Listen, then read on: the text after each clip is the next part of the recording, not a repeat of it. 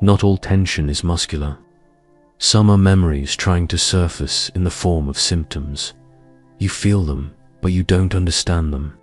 It's a silent restlessness that doesn't translate into pain, but throws everything out of balance inside, like a shifted field that keeps vibrating out of rhythm. Something pulses quietly, escaping logic, but not the body. It's as if your body holds memories you never lived. And in fact, it does. There is a tissue that records every trauma, every suppressed shock, every unspoken word that once needed to remain silent. It's everywhere, in the skin, the muscles, the bones, the organs. But it's not any of them. It's the invisible field that surrounds, connects, and guides them all. And more than that, it's where pain hides when it has no voice. Science named it fascia, but many already knew it by another name. A name the body understands better, the tissue of the soul. When it begins to release, it's not just the body that lets go. It's as if forgotten parts of who you are begin to breathe again. Have you ever noticed that the body feels things the mind doesn't remember? As if there were an invisible, silent messenger carrying stories that were never told. It's not in the muscles, nor in the nerves. It's in what holds everything together, and at the same time, listens to it all. This field doesn't speak in words. It responds through symptoms. Sudden stiffness, waves of tension in unlikely places, spasms, fatigue, tingling sensations. Modern medicine is still taking its first steps to understand it. But in certain ancient temples, it was already known as an organ of somatic memory. Not just a collagen network, but a vibrational archive. There, not only your experiences were encoded, but the traces of everything that came before. Inherited fears, silenced pain, shocks from your lineage that still resonate in you. All wrapped in a network that pulses, even while you sleep. They used to call this tissue something few dare to name today. A veil between the visible and the invisible. The secret bridge between flesh and spirit. A structure where time is not linear. It bends, settles, and repeats. That's why, when you activate this field with precision, you're not just stretching or releasing muscles. You're accessing your body's vibrational library and releasing memories that were never yours, but chose to live in you. This is not about faith, nor empty mysticism. It is somatic practice. It is bioalchemy. There are techniques, simple yet profound, that unlock this field. They call the body to expel what was held back by fear, by loyalty, by survival. And in that moment, something shifts. Pain stops being your identity and becomes just a passage. What once held you back begins to flow. What once felt like yours dissolves. And you begin to move from a cleaner place, a more truthful place, a place that's truly yours. In Hermetic tradition, the body was not just flesh. It was a temple, a map, a codex. Each layer of anatomy silently revealed a hidden principle, a link between matter in motion and the soul's invisible records. And among all the tissues, there was one that initiates would never touch without reverence. Because there, according to the ancients, lived what they called the record of incarnation. It was not an organ, nor a gland, but a living web, sensitive to the spirit. They knew whatever was not released, there would continue to repeat itself. Hermes left clues. He wrote that the body carries in its structure reflections of the universal laws, and that, by learning to read those signs, the initiate could transmute not only their pain, but also their story. This inner network, fine as a veil, strong as steel, was seen as a field that encoded experience. There were inscribed not only physical shocks, but also emotional bonds, unresolved losses, silent pacts. In Egypt, it was called the living weave. and it was said that priests who knew how to activate it could heal not only bodies, but also entire bloodlines. It wasn't massage. It was ritual. Each touch, each vibration was a command, a gesture of vibrational reprogramming. Thoth taught that time is not a line, it is a spiral, and the body is the point where all spirals converge. There, within the invisible interlacing of this weave, the past pulses alongside the present, shaping what you feel, even without realizing it. Illness, in this view, is a misalignment between planes, and healing begins when you recognize the tissue where those planes intersect. This tissue, ignored for centuries, is now being rediscovered by science under the name fascia. But long before that, it was honored as the bearer of something modern language does not know how to name. The body knew, the initiate could feel it, and you are about to remember. For a long time, tissues like bones, muscles, and organs were seen as the main carriers of sensation and bodily function. But in recent years, a new perspective has transformed our understanding of anatomy. Fascia, once overlooked in medical books, has begun to be recognized as a sensory, emotional, and energetic system in its own right. In 2007, the first International Fascia Research Congress, held at Harvard Medical School, was a turning point. There, scientists and therapists proved that fascia is not just a structural wrapping, it is an intelligent, interconnected network that transmits signals faster than the nerves themselves. It responds to touch, trauma, emotion. It shapes posture, records experience, and reacts even to subtle thoughts. Studies using functional magnetic resonance imaging have shown that working with this tissue directly activates brain areas linked to emotional pain, memory, and identity processing. In 2018, researchers led by Helene Langevin, director of the National Institutes of Health in the United States, confirmed that fascia movement is deeply connected to the autonomic nervous system. In other words, when you interact with this tissue, you are literally communicating with your most unconscious biology.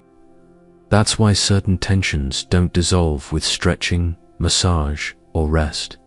Because they are not just physical, they are messages encoded in the body's deepest layers, waiting for a release that is not muscular, it is vibrational. Today, science is measuring what the body has always expressed in silence.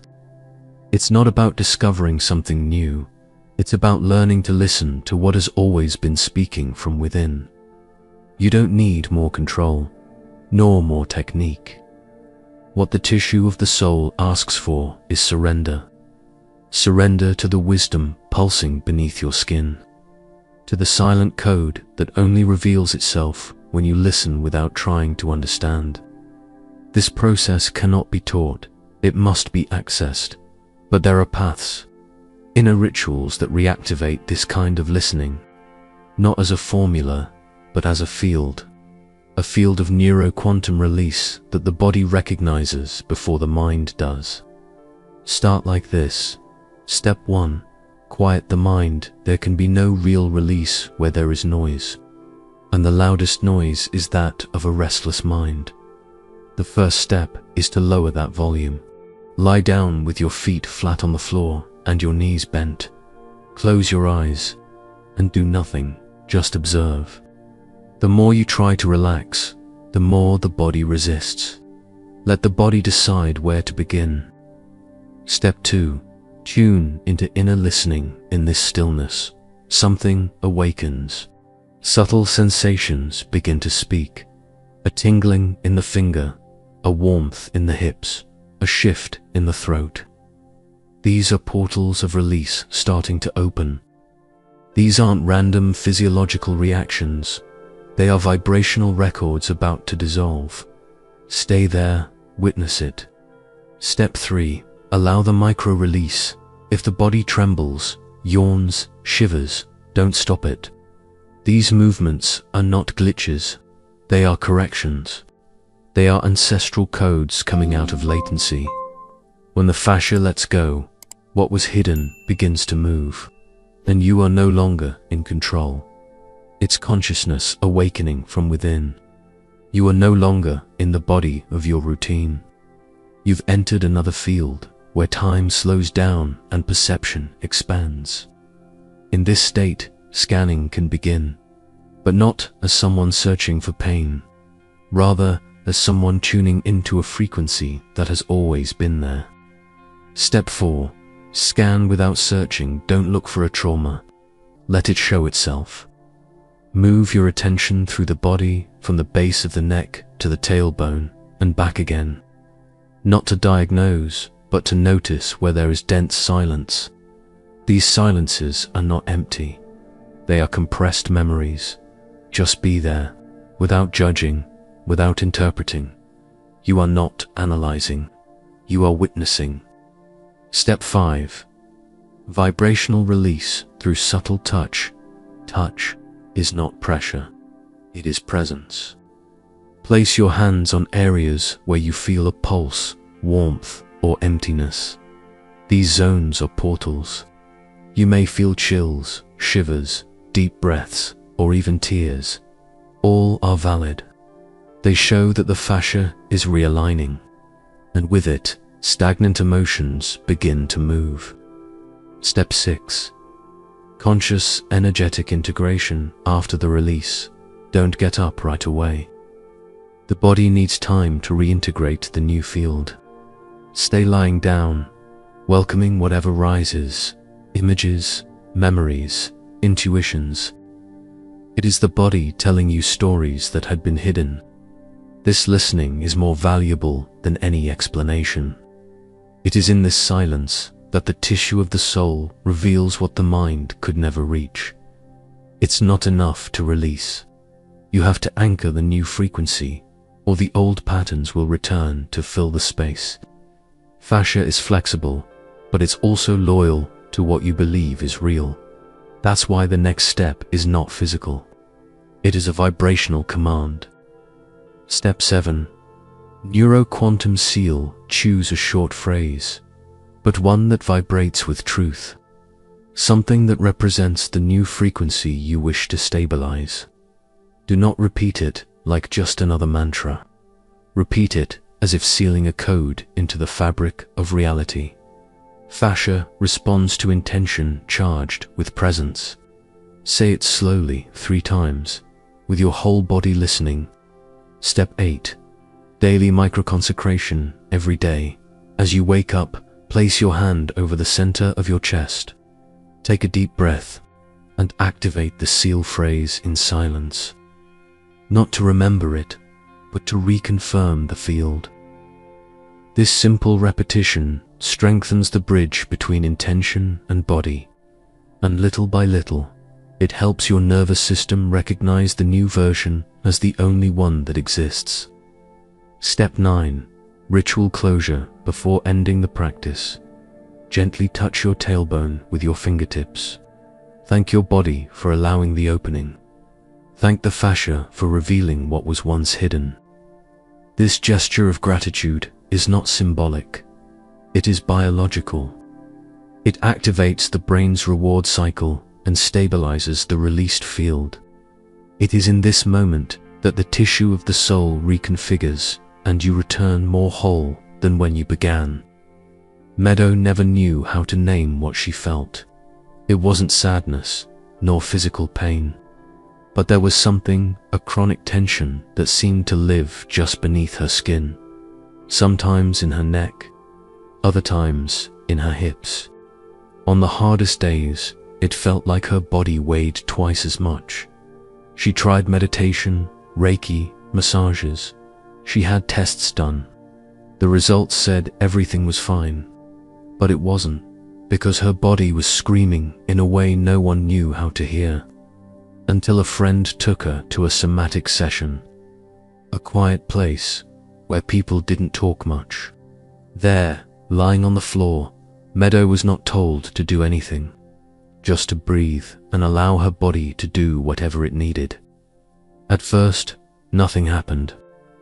But after a few minutes, there was a warmth in her stomach, a tear without a story, and a tremor that started in her legs and climbed up her back. Her body began to move on its own. It wasn't dancing. It wasn't a breakdown. It was as if something was trying to come out.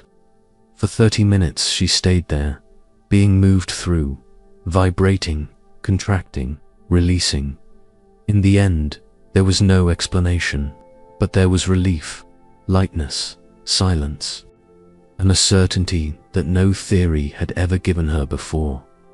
That body was holding stories that weren't only hers. The following week, old pains vanished. Her jaw relaxed. Her sleep returned. And a distant memory, her grandmother's face in the hospital, came to the surface. She hadn't remembered that scene in years, but somehow her body had. And that's when Meadow understood what the mind can't process, the fascia holds.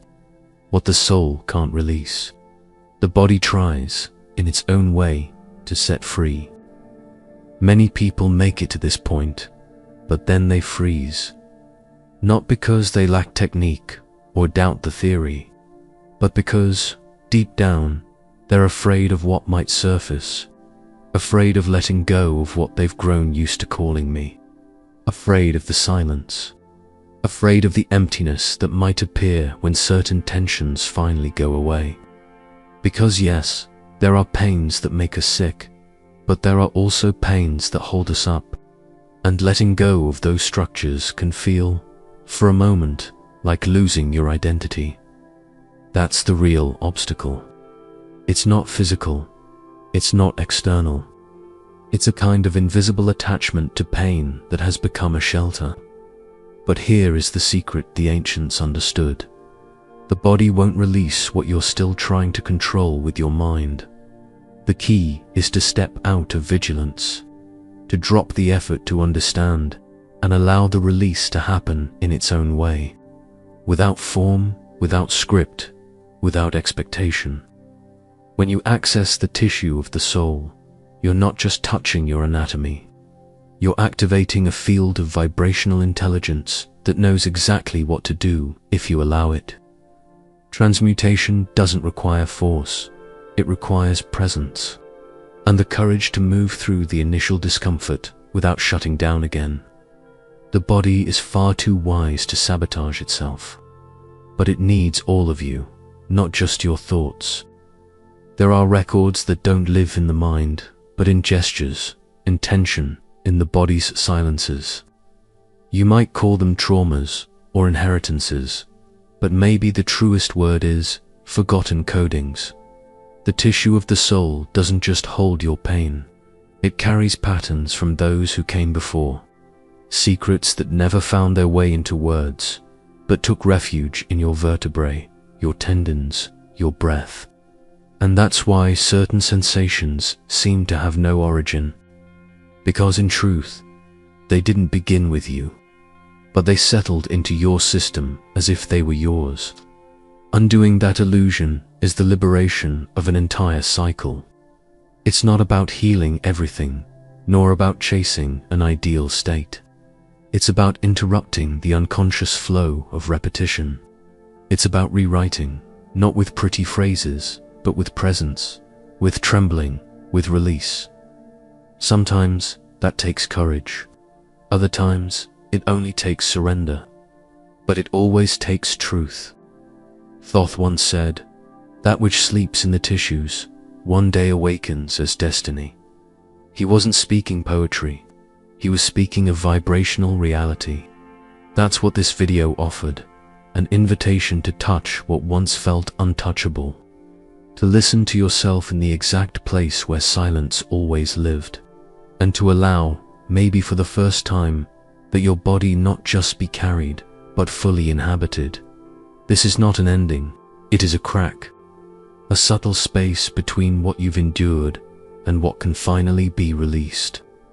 Because when the tissue of the soul begins to breathe, it's not just pain that dissolves, it's your essence returning to the place it was never meant to leave.